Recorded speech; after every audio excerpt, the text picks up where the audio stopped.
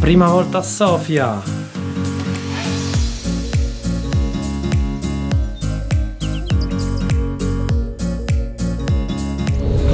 Abbiamo superato il confine, ora siamo in Serbia. Ecco il timbro della Serbia sul passaporto.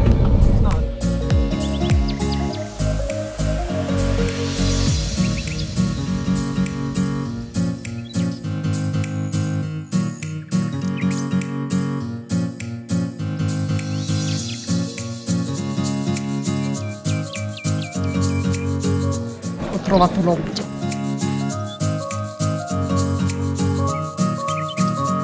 Siamo alla fortezza di Belgrado, alla porta di Istanbul.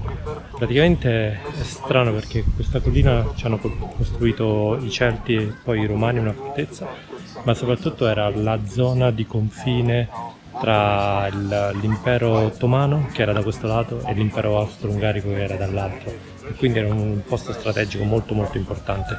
E lì si può vedere il Danubio.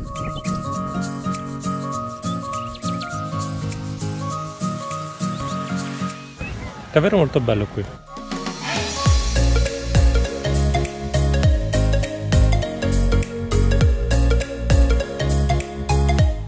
Quella lì è la nuova zona di Belgrado, che è nuova adesso, ma al tempo dei Romani lì c'erano solo insediamenti barbarici.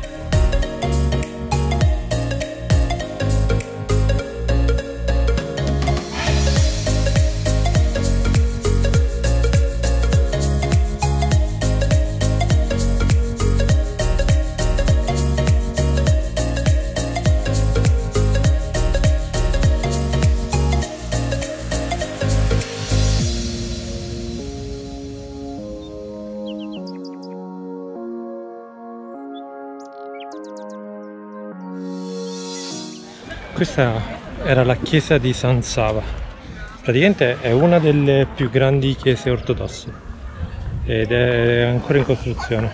Paragonata alla Sagrada Famiglia di Barcellona. Sì, in Serbia praticamente le opere religiose sono pagate con donazioni E quindi devono da parte della popolazione. aspettare di accumulare le donazioni per poi procedere con i lavori. Sì.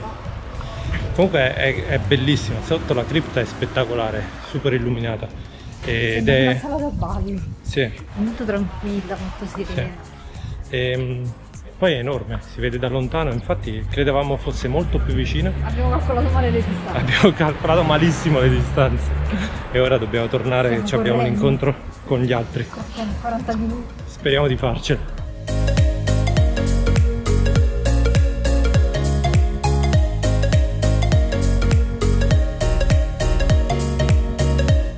Questa sera proviamo il piatto tipico serbo, che è il cevapi, e me l'hanno portato ed è enorme, è pieno di salsiccette,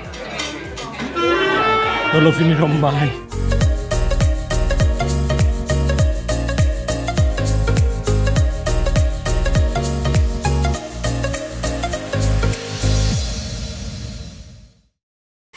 Buongiorno, oggi si va a Sarajevo. Andiamo? Andiamo. Andiamo.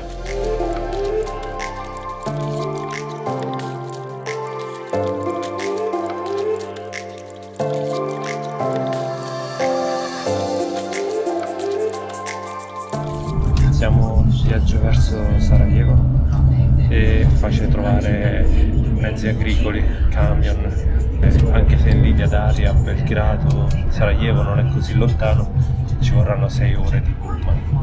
Sono molto curioso di vedere Sarajevo, sarà una città molto diversa da quelle che ho visto fino ad ora, molto diversa anche da Belgrado.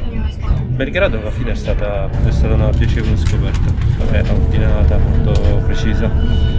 È vero che è prevista la visita di Macron oggi, quindi può darsi che era particolarmente tenuta bene anche per l'occasione, però il centro storico è molto bello, molto curato e la fortezza, il pezzo della fortezza è bellissimo.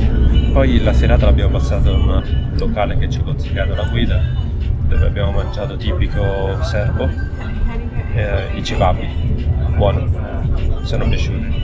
E ho anche bevuto il liquore tipico serbo, la rakia, che praticamente è una sorta di liquore alla prugna, tipo la slivovizza. Io ho proprio provato la slivovizza, quella della Repubblica Ceca. Grazie Lucas. Ora viaggio verso Sarajevo. E niente, ci vediamo a Sarajevo allora. Ciao.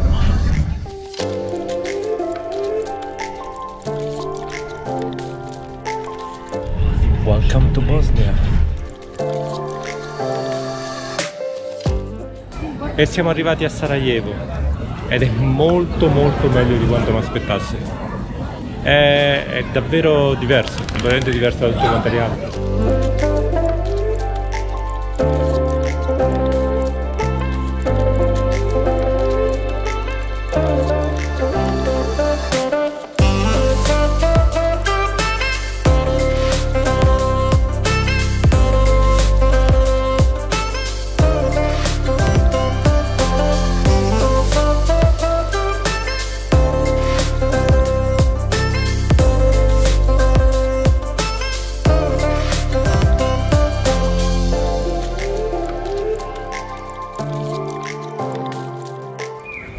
Sarajevo è molto carina, abbiamo visto ancora poco, siamo ancora nella parte ottomana che è quella più antica e io penso che camminando per le vie di Istanbul respiri la stessa atmosfera, quindi un pizzico di Turchia in Jugoslavia, della ex Jugoslavia.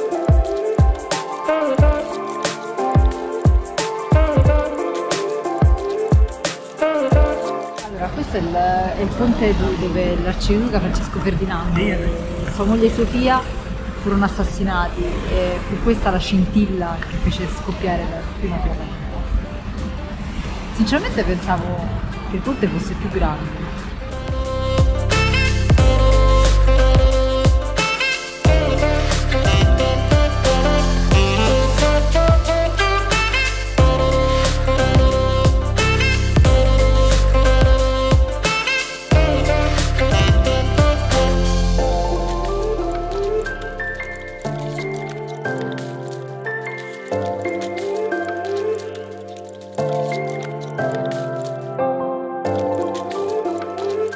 Ed ora proviamo un'altra cosa tipica della Bosnia Herzegovina, che è il caffè. Vediamo un po'. C'è Alessandro che lo prepara.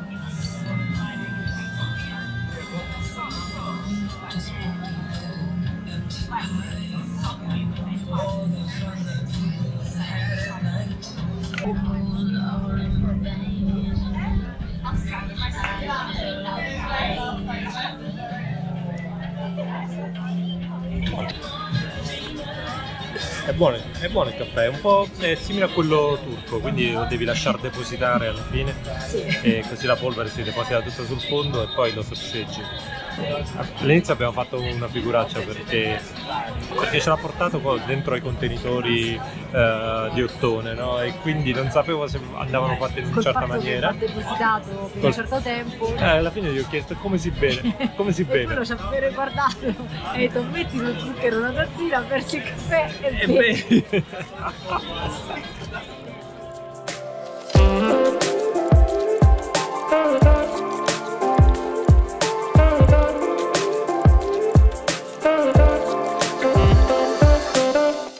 Albergo a Sarajevo. Non è granché, oggettivamente è il peggiore tra tutti quanti gli alberghi in cui siamo stati fino ad ora. Questione sicurezza a Belgrado e Sarajevo. Ci siamo sentiti sicuri.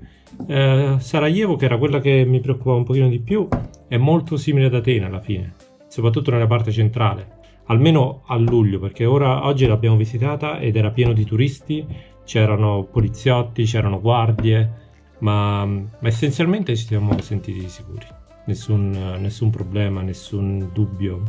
C'era una zona del parco dove volevamo andare, però c'erano parecchi cani randaggi e quindi abbiamo preferito non andarci.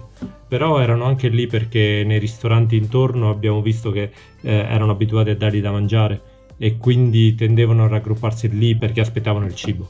Sia a Belgrado che a Sarajevo siamo stati principalmente al centro. Andando verso la parte nuova di Sarajevo, alcuni edifici sono vecchi, sono essenzialmente vecchi.